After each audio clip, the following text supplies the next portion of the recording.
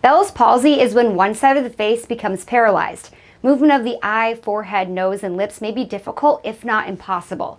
However, along with medical treatment, physical therapy can help restore movement to the paralyzed face, just like physical therapy can help restore arm and leg movement for somebody who suffered a stroke.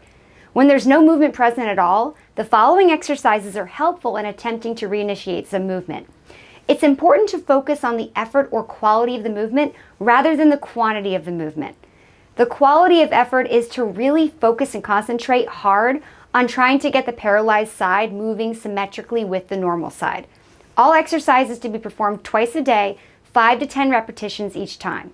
And perform these in front of the mirror so you can visually monitor your efforts. The visual feedback is important. The first exercise, you're going to want to move your eyebrows up like you're surprised. You can use your finger right above your eyebrow to assist.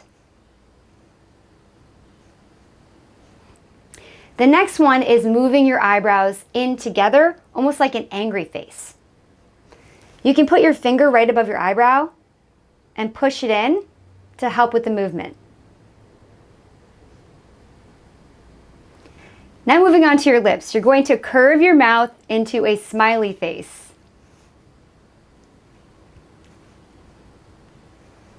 You can also put one finger in the corner of your mouth to assist with this.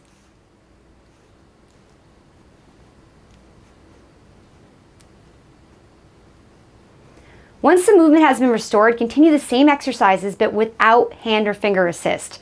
While staring at yourself in front of the mirror, focus on trying to get the paralyzed side to move symmetrically with the normal side. I hope that you found this video helpful. Thanks for watching.